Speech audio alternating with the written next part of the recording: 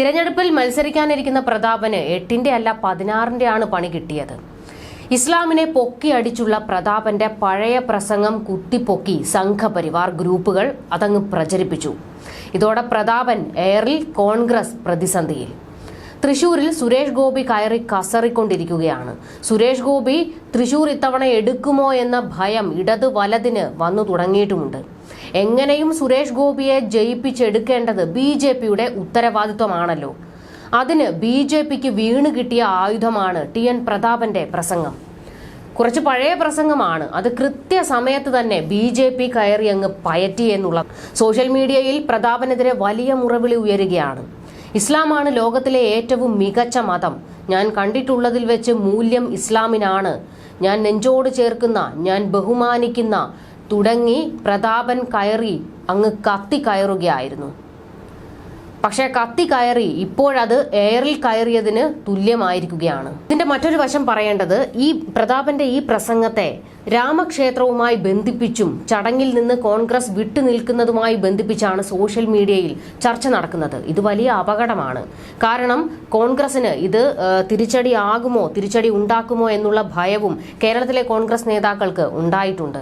ഈ സംഭവത്തെക്കുറിച്ച് ഇതുവരെ ഒരു നേതാക്കളും പ്രതികരിച്ചിട്ടില്ല. എങ്കിലും സംഭവം പ്രതാപന് തിരിച്ചടി ഉണ്ടാക്കും എന്ന കാര്യത്തിൽ ഒരു സംശയവും വേണ്ട. ആ പ്രസംഗം ഒന്ന് കേട്ടു നോക്കാം. ഞാൻ ഇഷ്ടപ്പെടുന്ന ഇസ്ലാം, ഞാൻ സ്നേഹിക്കുന്ന ഇസ്ലാം എന്നുകൂടിയുള്ള ഒരു കൂട്ടിച്ചേർക്കൽ ഈ സന്ദർഭത്തിൽ എന്റേതായി കൂടി ഞാൻ ഈ സമ്മേളനത്തിന്റെ ഭാഗമായി എന്റെ സ്വന്തമായി സമർപ്പിക്കാൻ കൂടി ആഗ്രഹിക്കുകയാണ്. ഞാൻ അറിയുന്ന ഇസ്ലാം, ഞാൻ ഇഷ്ടപ്പെടുന്ന ഇസ്ലാം, ഞാൻ സ്നേഹിക്കുന്ന ഇസ്ലാം. എന്തുകൊണ്ട്? ഞാൻ സ്നേഹിക്കുന്ന ഇസ്ലാമിന്റെ ഒന്നാമത്തെ കാര്യം, ഞാൻ ഇഷ്ടപ്പെടുന്ന ഇസ്ലാമിന്റെ ഒന്നാമത്തെ കാര്യം, ഇസ്ലാം ഏകദൈവ വിശ്വാസത്തിന്റെ പ്രതീകമാണ് ഇസ്ലാം എന്നുള്ളതാണ് ഞാൻ ഇസ്ലാമിനെ ഇഷ്ടപ്പെടാനും ഇസ്ലാമിനെ സ്നേഹിക്കാനുമുള്ള ഏറ്റവും പ്രധാനപ്പെട്ട കാരണം. ഏകദൈവം എന്ന ഈ ലോകത്ത് ദൈവത്തിന്റെ അടുത്തേക്ക് പോകുന്നതിന് വേണ്ടി ഇടനിലക്കാരും ഇടത്തട്ടുകാരും ഇല്ലാതെ ദൈവത്തെ നേരിട്ട്, ഏതൊരാൾക്കും ദൈവത്തെ നേരിട്ട് സ്വീകരിക്കാൻ വേണ്ടി കഴിയുന്ന, ദൈവത്തിന്റെ അടുത്തേക്ക് നേരിട്ട് ചെല്ലാൻ വേണ്ടി കഴിയുന്ന, ദൈവത്തിന് മുന്നിൽ എല്ലാവരും സമന്മാരാണെന്ന് പറയുന്ന, ആദ്യം വരുന്നവന് ആദ്യം പ്രാർത്ഥനയ്ക്ക് നിൽക്കാൻ അവസരം കൊടുക്കുന്ന, ആരാധനയിൽ സമത്വം നൽകുന്ന അത്തരത്തിലുള്ള ഒരു വിശ്വാസം, അത് ദരിദ്രനാണോ ധനികനാണോ, നേരത്തെ ഇവിടെ ചൂണ്ടിക്കാണിച്ചതുപോലെ കറുത്തവനാണോ വെളുത്തവനാണോ, അധ്വാനിച്ചു വരുന്ന വിയർപ്പ് കൊണ്ട് അത്തറിന്റെ സുഖം ബന്ധമില്ലാത്തവനാണോ, അവൻ ഷർട്ട് ഇട്ടവനാണോ അല്ലെങ്കിൽ പാന്റ് ഇട്ടവനാണോ, മുണ്ടെടുത്തവനാണോ പാന്റ് ഇട്ടവനാണോ എന്നൊന്നും നോക്കാതെ ദൈവത്തിനെ ആരാധിക്കുന്നതിന് വേണ്ടി, ഏകദൈവത്തെ ആരാധിക്കുന്നതിന് വേണ്ടി ആരാണോ ആദ്യമായി വരുന്നത് അവനാണ് ഒന്നാമൻ എന്ന് കാണിക്കുന്ന ആ വിശ്വാസം തന്നെയാണ് ലോകത്തിലെ ആദ്യത്തെ മനുഷ്യന്റെ മനസ്സിലേക്ക് ചൂണ്ടിക്കാണിക്കുന്ന പ്രധാനപ്പെട്ട കാര്യം. ഇതിൽ നിന്ന് തുടങ്ങി, ഏകദൈവത്തിൽ തുടങ്ങി, ദൈവത്തെ ആരാധിക്കുന്നത് എല്ലാവർക്കും തുല്യമാണെന്ന വിശ്വാസത്തിൽ തുടങ്ങി, വിശുദ്ധ ഖുർആൻ പിന്നീട് ലോകത്തിന് അരുൾ ചെയ്ത പ്രധാനപ്പെട്ട കാര്യങ്ങൾ തന്നെയാണ് എന്നെ പോലെയുള്ള ഒരാളെ ഇസ്ലാമിനെ സ്നേഹിക്കാനും ഇസ്ലാമിനെ ഇഷ്ടപ്പെടാനും ഇസ്ലാമിനെ അറിയാനും വേണ്ടി കൂടുതലായി ശ്രമിച്ചിട്ടുള്ളത്. ഒന്ന്, ആധുനിക മനുഷ്യൻ, ഇവിടെ ഇരിക്കുന്ന നമ്മളെല്ലാവരും ആധുനിക മനുഷ്യരാണെന്നാണല്ലോ വെപ്പ്. ആധുനിക മനുഷ്യന്റെ ലോകത്തിലെ ആദ്യത്തെ സമ്പൂർണ്ണ ഭരണഘടന ഏതാണ്?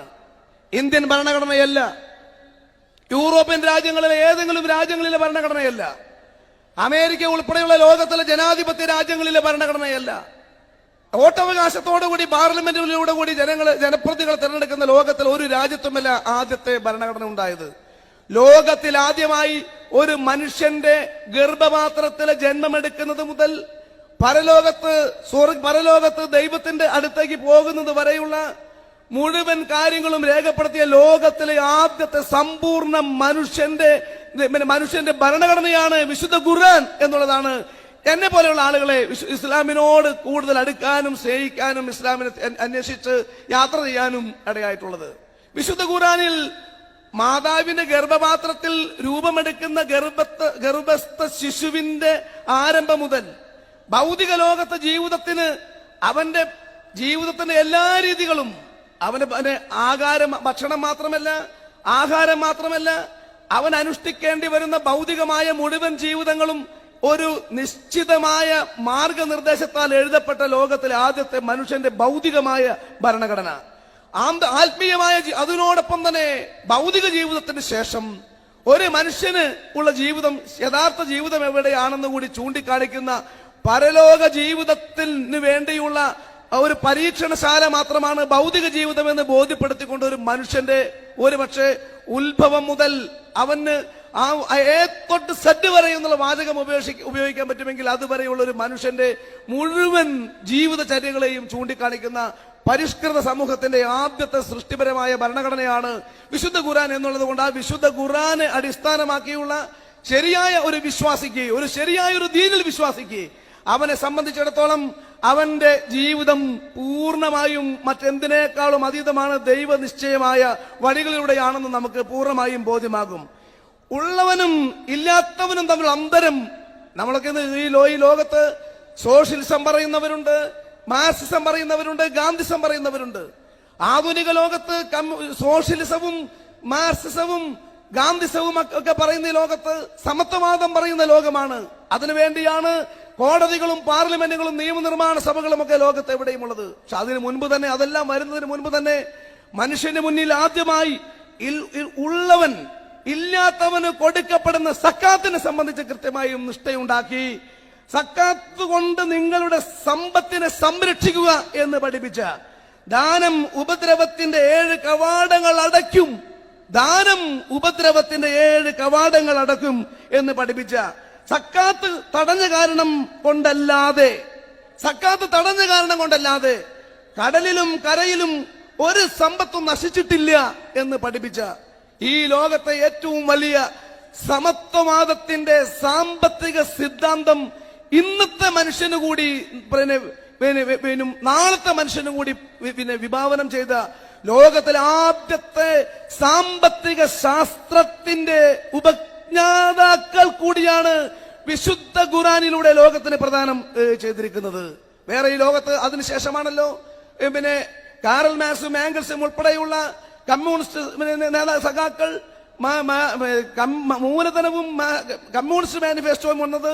അതിനുശേഷമാണ് ലോകത്ത് വലിയ വലിയ വലിയ സാമൂഹ്യ ചിന്തകന്മാരുണ്ടായത്. അതിനുശേഷമാണല്ലോ സമത്വവാദത്തിന് വേണ്ടിയുള്ള ഭരണഘടനകൾ ഉണ്ടായത്.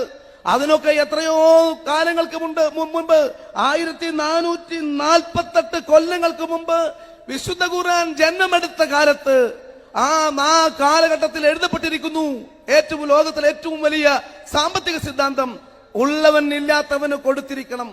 അത് ഔദാര്യമല്ല, അത് കിട്ടുന്നവന്റെ അവകാശമാണ്. അത് കൊടുക്കാത്തവന് എന്റെ അനുചരനല്ല എന്ന് പഠിപ്പിക്കാൻ കാണിച്ച വിശുദ്ധ വിശ്വാസത്തിന്റെ ഏറ്റവും വലിയ സാമ്പത്തിക സമത്വവാദ സിദ്ധാന്തമാണ് എന്നെ പോലുള്ള ആളുകൾക്ക് വിശുദ്ധ ഇസ്ലാമിനെ എന്നോടുള്ള ഏറ്റവും വലിയ സ്നേഹത്തിന്റെയും തിരിച്ചറിവിന്റെയും പ്രധാനപ്പെട്ട കാരണം. നമ്മുടെ ഈ ലോകം ഇന്നും ദാരിദ്ര്യത്തിന്റെ ലോകമാണ്. ഇന്നും ലോകം വിശപ്പിന്റെ ലോകമാണ്. ആ വിശപ്പിന്റെ ലോകത്തിന് മുമ്പ്, എത്രയോ കാലങ്ങൾക്ക് മുമ്പ്, 1448 കൊല്ലങ്ങൾക്ക് മുമ്പ് വിശുദ്ധ ഖുർആനിലൂടെ നോമ്പെടുക്കുന്നതിന്റെ അയൽവാസി പട്ടിണി കിടക്കുമ്പോൾ വയറ് നിറച്ച് ഭക്ഷണം കഴിക്കുന്നവൻ തന്റെ അനുചരനല്ല എന്ന് പഠിപ്പിച്ചുകൊണ്ട് അയൽവാസിക്ക് തന്നെ നിർവചനം കൊടുത്തു. നമ്മളൊക്കെ ധരിക്കും അയൽവാസി എന്ന് പറഞ്ഞാൽ എന്റെ അയൽവാസി വേണമെങ്കിൽ മുഹമ്മദ് ആവാം, എന്റെ അയൽവാസി വേണമെങ്കിൽ റുക്കിയാവാം, എന്റെ അയൽവാസി വേണമെങ്കിൽ നജീബാകാം, എന്റെ അയൽവാസി വേണമെങ്കിൽ നാസറാവാം. വിശുദ്ധ ഖുർആൻ പഠിപ്പിച്ചത് അങ്ങനെയല്ല. ഹേ മനുഷ്യ എന്ന സംബോധനയോടുകൂടി ലോകത്തിന് മുന്നിൽ അവതരിച്ച വിശുദ്ധ ഖുർആൻ പറയുന്നു, അയൽവാസി എന്നാൽ നിന്റെ വീടിന്റെ 4 ഭാഗങ്ങളിലുള്ള 40 വീട്ടുകാരാണ് അയൽവാസി എന്ന് പറയുന്നത്.